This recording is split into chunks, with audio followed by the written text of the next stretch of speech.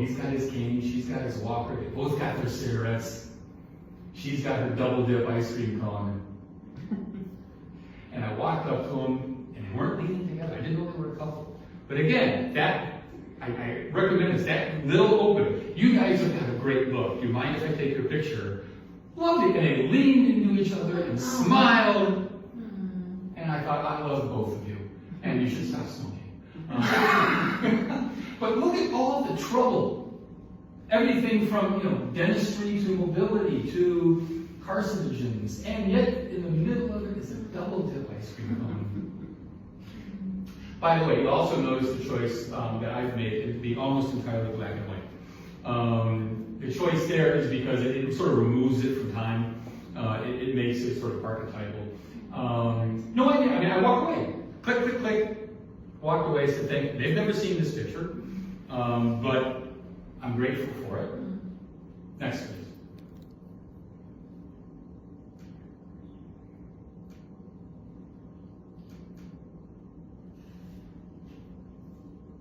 Okay. What would you do? The rule is take the picture. Would you print it? What do you think?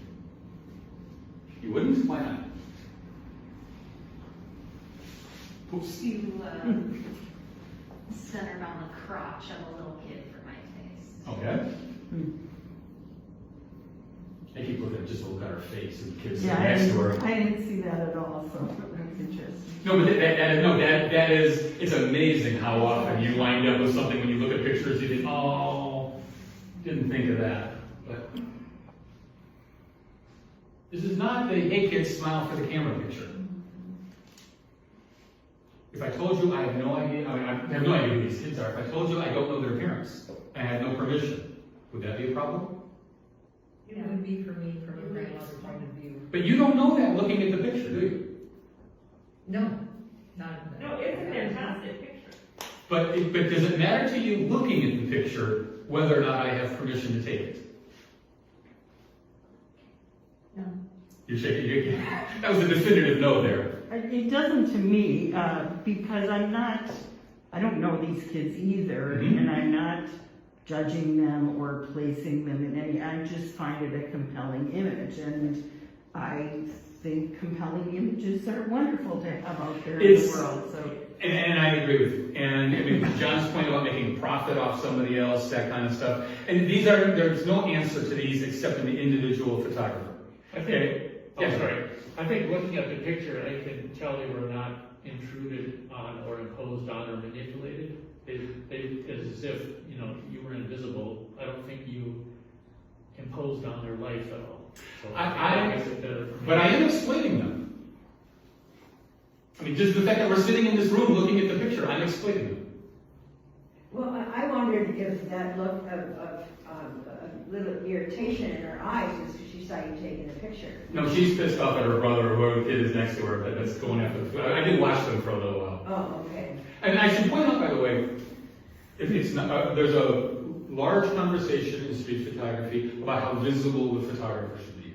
There are cameras that market themselves as being invisible, that you can be surreptitious, that you can be hidden, that nobody will know you're taking a picture. There are cameras that say, no, a lot of photographers say, no, you be present. Okay, as a matter of fact, walk right up to the people. Joel Myers, he says he's basically always 7 feet away from whatever he's taking a picture of. I mean, I saw a couple examples where it's not. But whether you hide, whether, that kind of stuff. And there are some shots I've taken where I didn't want people, you could see the camera. Okay, but I didn't want the intrusion of lifting the camera to my face. And so I've done the little hip thing, turn the camera and hit click and go from there. Next, please.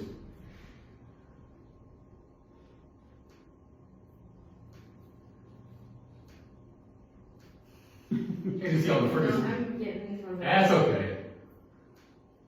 And then we'll be on this. Will be a little bit easier. I'm going to speed up here a little bit too. Tell me what that is. And it's through glass, so you're seeing the reflection and the interior of the restaurant. Yeah. This is Mezzaluna Restaurant in Fargo, which has a big glass window into their kitchen, and an evening reflection of the buildings behind it. Again, no photojournalist would use this picture because it's too confused, but if you're making that one step towards fine art, you see these reflections, and you think, that's just so, how'd that car wind up in the kitchen? And where's, again, that step to fine art opens up a whole world of what's possible as a compelling image. Next, please. Coming with a little like Candace's paintings in Yep. the room. Yeah. Once again, you guys have got a great look. Can I take your picture? Okay, but I started shooting before they were ready. Because what do? They started printing a little bit, and I'm going click, click, click, click, click, click. Do I know which one's going to be good? No. But I know the least interesting one is going to be the static one where they're all done, they're smiling at me. You get that kind of stuff. And I had to stop them, because everything from the Halloween Pikachu that she's holding to the rest of it. You don't see a lot of full-blown goth people in Fargo Moorhead anymore. And these two parade. They go around downtown in full regalia a lot. So, next please.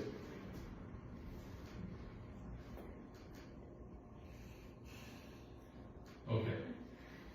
What do you think is going on here? Other than a guy playing guitar and a paper truck.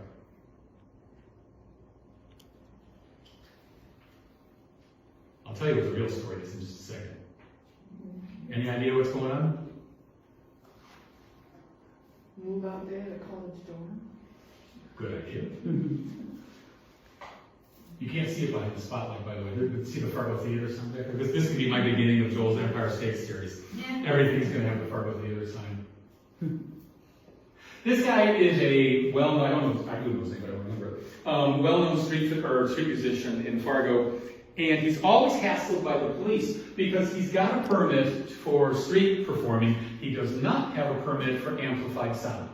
And he plays electric guitar. So it's every day they come and they hassle him a little bit. But he asked him one day, he said, what about these cars that drive by with their radios blasting, and all that noise? The cop said, well, music coming from cars doesn't count. He brought his truck around, he got in the back of the truck, and he said, okay, come here, basically come talk. There's one of the very few instances where the backstory does make it a richer picture. But that picture to me just provokes the kind of wonder that, again, you stare at. Next, please. I do want to speed up that computer, but I'm a professor, I take hours. Okay. I'm standing on this, again, this is that step towards fine art. All this pedestrian traffic at the Fargo Street Fair, okay, and I wanted to somehow catch the idea of the motion. So what do? I turn the shutter speed way down. Okay, intentional blur. Okay, when we go for our photo walk, there's all sorts of opportunities around here. You want to show people at lunchtime going in and out of a Viking cafe? Slow your shutter speed down. Okay, next please.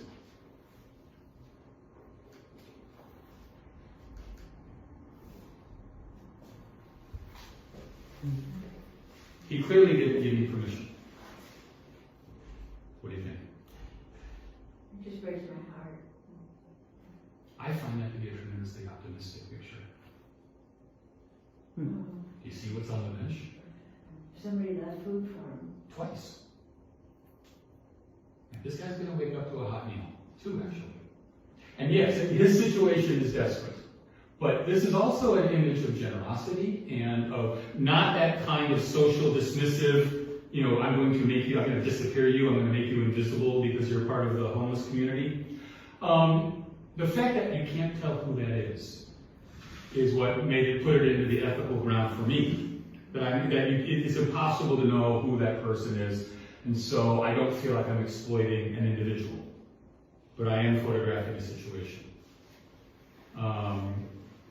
Normally, I would not take pictures, if I could see his face.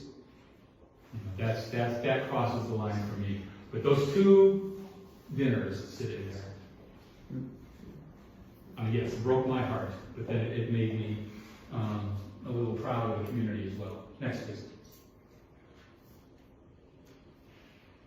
I'm not going to go through all of these, because I promise. Okay, quickly, that's a mural in town. she's got a picture of what I assume husband and one child pretending they're in Mario World. One later back, at my wedding, there is the picture of my wife and I, doing the cake and she's stuffing it in my face, that kind of stuff. My brother has a picture of the photographer taking a picture of my wife's stuff, and my other brother has a picture of my brother taking a picture of the photographer taking a picture of us. That's the most interesting picture. Okay, so oftentimes if you see something, turn around and ask yourself, how am I framing this? Just like Joel did with the Empire State Building. Let me go 4 blocks away, let me go 10 blocks away, and see what else. Next, please.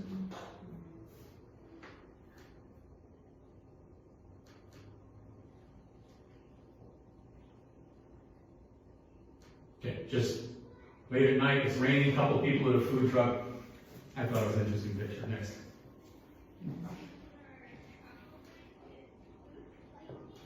Let me see, there's other ethical ones in here. Oh, sometimes, yep, that's Fargo. But notice where my camera focused.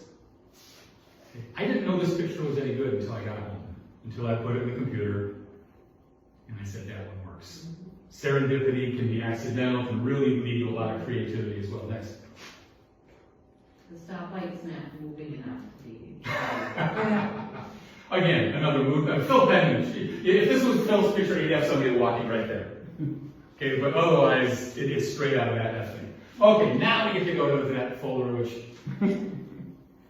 this is the kind of stuff that you're going to see. Oh no, put a breakfast table. I'm sorry, I do want to see what's next to it. Just standing downtown Fargo early one morning, I said, oh, look at that. Okay.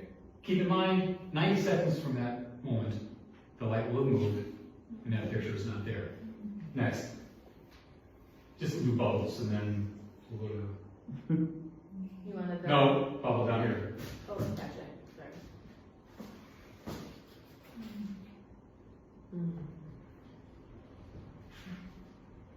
Why I love autofocus. They were blowing bubbles out of Broadway stars, and I'm thinking, please camera, catch one. Did I know that I was going to get her right in the instant before she grabbed it? No, because I got a picture just before this, which is terrible, and a picture just after this, which is terrible. Okay, but you give it a shot. Okay, now I'm going to speed up a little bit and get to this thing here, but let's go to that last folder just very quickly. The Stephen Leslie? No, the one that has the garage. There we go. This one? Okay, hold on. I gotta, Okay, I tried for years to get a good picture of the falls here in town. And the problem is that is not a visual experience. You feel it in your feet, you hear it, you can feel the weight of the water moving through there. And I never got to a picture that I felt did it any justice. I don't think this is a tremendous picture, but I knew there was something in there. So finally, I just kept going back and back and back. Street photography is not a Tuesday afternoon deal. It's a way of looking. And so finally I found a shutter speed that I think sort of gets to what the water should look like. Because you don't want to freeze it, you don't want to glass it out. So, a lot of failure in street photography. Next, please.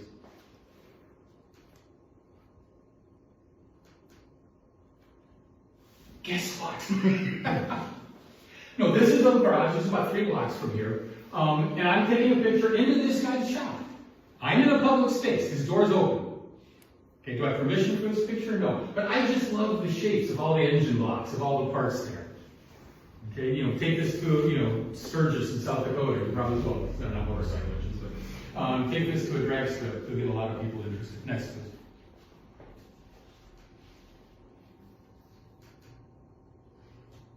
You guys know what this is? I didn't notice until just a little while ago, a few months ago. There is these are called ghost signs.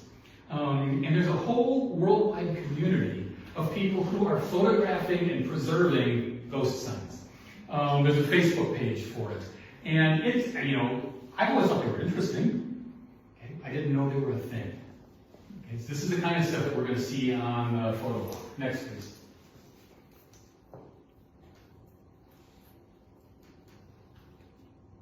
Where's that?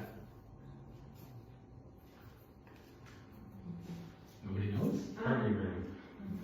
It's the parking ramp attached to the river. Yeah. And you're walking along and somebody had a cute idea. I have no idea why it's there and I don't care. It's just so damn cute to see these penguins going down the slide. Okay? Next, please.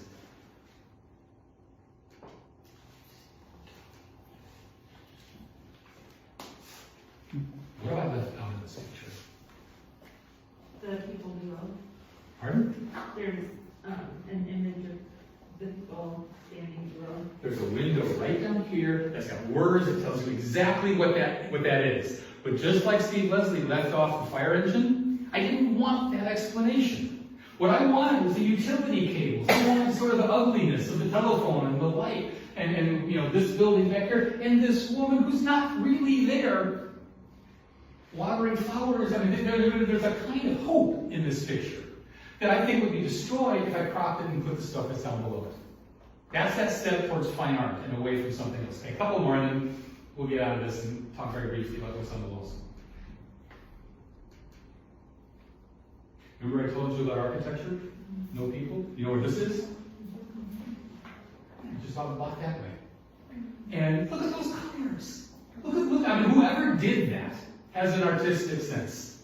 The way the chairs were selected, the colors, the plants, and the shape of the staircase.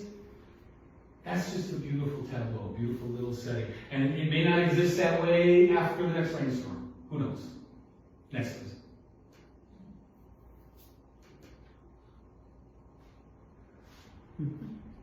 This is again around the corner. What I love about this is that the words aren't for us on the sidewalk. It's not advertising. It's not, look in here, this is a cool shot. And so I don't know who's in there. And I don't really want to know who's in there. That would make it real. That would make it specific. Okay, what I love is looking at this thing and there must be a cool shop in there. Okay? Or they're looking out, that's a cool shop outside. We should go see what's going on. Next.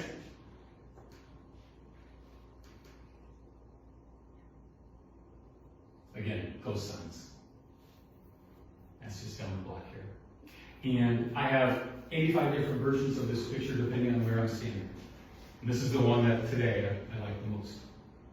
Okay, if we put the screen up for a second, turn on lights, I'll talk. I swear to God, very, very briefly about these, and then we'll do questions or whatever. I know I'm taking up a bunch of your time. But I want you to come, if you have the time, if you have the capability, come on the floor a walk. We're just going to walk around and look at cool stuff. And take whatever pictures we can to celebrate Fergus Falls and trouble it.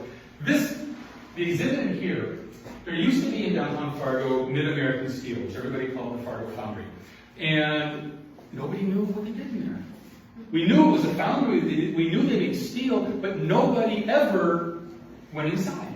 I once saw some people having lunch outside, and it looked like that famous picture of people building the Empire State Building, sitting on a girder.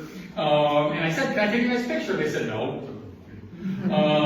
So I didn't. But then it closed, and by virtue of being right in the middle of town, it's invisible. Okay, nobody ever, literally we didn't know. And I finally got in my head, I'm going to trespass. I'm going to break the law. I'm going to wear all black. I'm going to play a theme song. I'm going to go out there and crawl under a fence.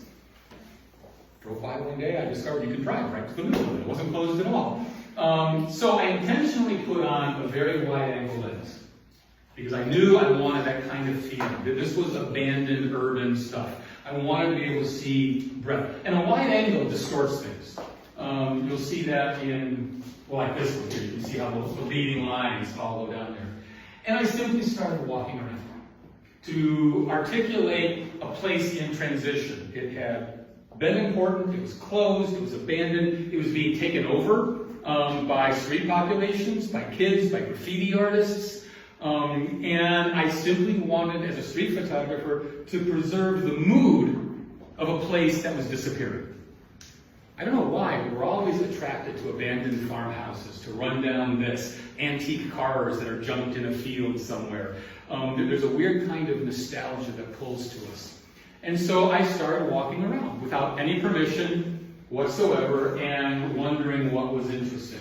Some of it is disturbing, some of it is sad, some of it's funny, like a horrible weld here, and then of course they wrote, Vern welded this. No idea who Vern is. But I like that sense of humor. Jean-Paul Sartre notwithstanding, I love the fact that that picture says no exit on a room where there's no wall and a destroyed chair. The office here, business cards are still there, and all the business. There's poetry that people are writing, there's song lyrics, and then you look at the one that's closest to the window, which has graffiti that says, "I just want a bitch to choke me." So that there's real kind of disease basically going on there. The most troubling picture for me is the one in color over there, because I've gone back and forth between that one in color and black and white 1,000 times. And I still can't decide which way I like best.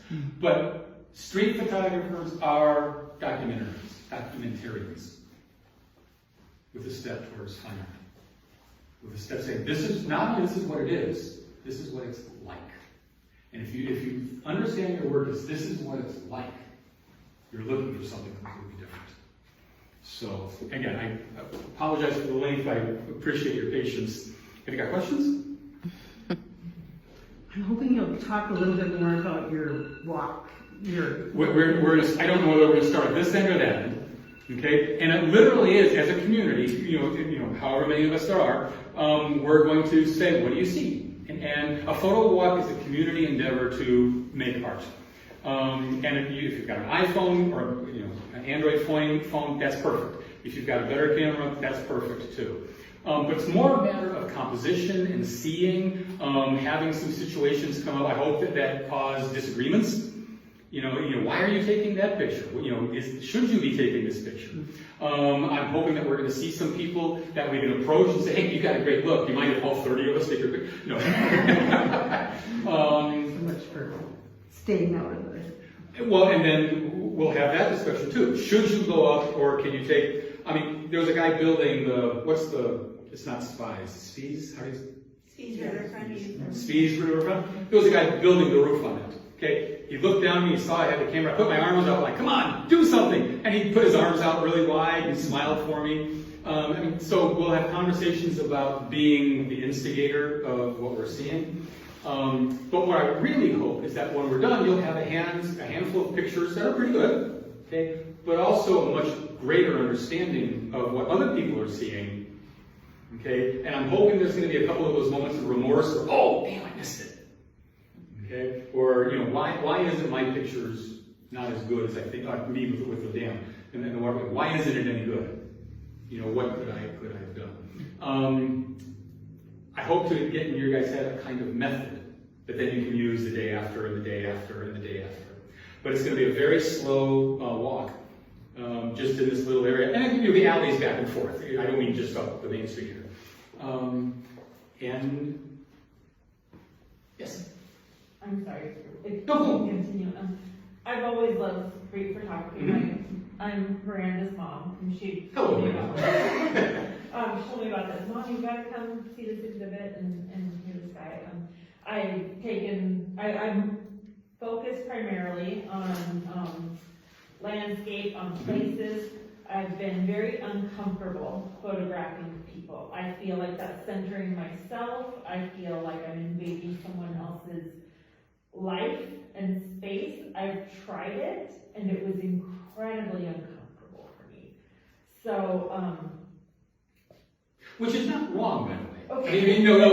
We all find our own, and there are people, that do food photography. Well, I would love to do it, though. I really would like to, and I follow accounts. I follow accounts, Photo Hustler, and some different accounts, and I really love that. And I love photographing. I photograph all of my loved ones, all of the time. Ad nauseum, but photographing strangers, it's like what you said. Is it ethical? Is it okay? When I look at someone and make eye contact. And what'll happen is, what I hope you're walking is, we'll say, okay, you'll go up and you'll say, hey, you got a great look. I'm doing some street work. Do you mind? Okay. And if they say yes, great. If they say no, great. Okay, but that transaction gets to be very comfortable. Okay. The problem I have with that is then so often it becomes posed, and you lose the authenticity of. There's a guy that often sits on the sidewalk out front here in a lawn chair. Mhm. You know, I would love to be able to just snap his picture, but I feel like the minute you say, I'd love to take your picture, it becomes something else. Then there's another way of doing it. You take the picture, then you walk up to him and say, is this okay? Okay. Okay. I mean, you know, to satisfy your own need for comfort, there's as many different ways to do that as there are us. Sure. But it is, you know, practice gets you much, much more comfortable. Right. And sometimes, you know, if they're gonna pose, like I did with that golf couple, you just start shooting the minute. Yeah. Okay, and one of them is not gonna have that senior picture kind of staticness. Nothing against senior pictures. Other questions? So you're a writer too. I'm just wondering, is there any overlap in your mental process between making these photographs and writing? I see the world in terms of narrative, in terms of stories. And so what for me, you know, with these images or the rest of them, there's always that question, what's the story? What's motivating this and moving all this? A lot of the pictures tend to have, not in this exhibit, but a lot of my street pictures have motion. People are doing things, like those kids playing in the fountain. Okay, so yeah, there's a big leap over just in terms of the thing I value most in art is narrative. And you see that in paintings, you see that, you know, I mean, that's what you're talking about. You know, this magnificent narrative that's not only in the canvas, but behind them and all the rest of it. We tell each other stories. We do all the different